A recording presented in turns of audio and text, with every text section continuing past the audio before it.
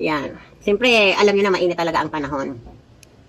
Labo ng salamin ko Wait lang. Ayan. Bago na ang ating salamin, malinaw-linaw na. Ito ang ating salamin na with magic. Ay! Ayan mga kamadam, magbubukas na tayo ng parcel. Ano ba bubuksan natin? Ito mga kamadam. Mia, ano nga gunting? Punitin ko na. Dahil sa malapit na ang pasukan, so tayong mga may sari-sari store ay kailangan natin maging handa. So, nag-order ako ng pang-ipit, pang-tali-tali ng mga bata. Alam nyo naman, Mia, gunting nga. Alam nyo naman mga kabadam, pag malapit na ang pasukan or may pasukan na talaga, ang bili na ng mga ipit, Sanrio, mga tali-tali, mga... Huwag. Ayun mga kamadam. May kasama siyang ganun. Huwag ka dyan, huwag ka magulo. Ang cute niya, may kasama siyang bag. Oh, ang cute. Teka muna, ako muna. Hindi ko pa nga naiba-vlog. Ito agad si Nia, oh. Gusto kanya agad. Kasi nakita niya ang cute. Ang cute ang lagayan. Alay, kita ko sa So, in-order ko to kasi, may plano ako dito mga kamadam. Ang isip ko dito ay babalot-balutin ko. Uy, halo. Halo, sinira. Ay, ang ganda. Uy, ang laki ng banat. Ay, ang ganda siya Itali. Naku, good.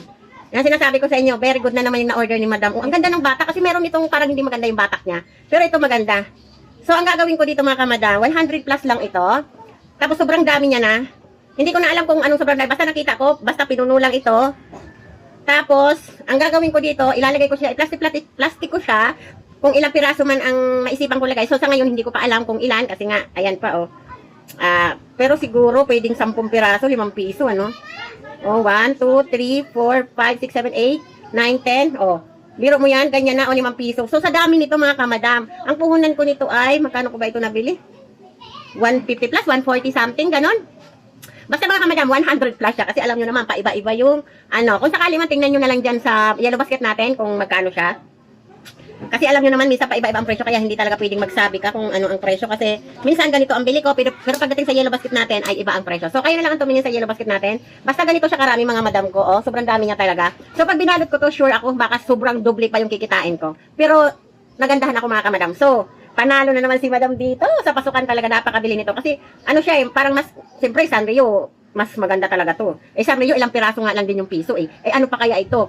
Oh, siyempre, maganda to itali sa mga bata. Kaya ayan mga kamadam, so ready na tayo.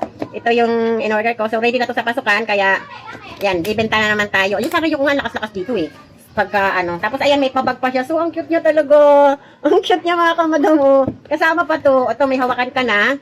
Ayan. Ang ganda niya. Tapos may pabag pa siya. Ang cute niya mga kamadam talaga. Sa may mga sari-sari store dyan, o gusto niyo magbenta nito, or baka makyutan kayo kahit wala kayong sari-sari store, kung may mga anak kayo na mga maraming babae, gano'n. So, kahit panali lang sa buhok, sa mga nag-aaral, okay na to, stock na kayo sa bahay nito. Kahit wala kayong tindahan, kaya nyo itong stock sa bahay para anytime nagagamit sila. Kahit wag nyo na itabi, tapon na, sabay gano'n.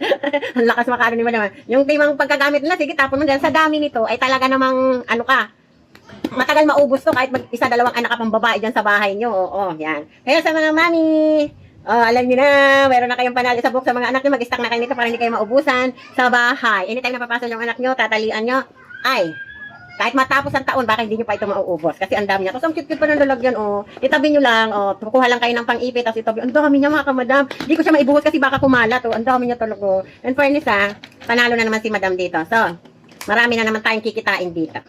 Ayun, pag-bit nyo, nasa comment section ang link, and then, pindutin yung yellow basket. Ayan, bye! Ang cute niya talaga.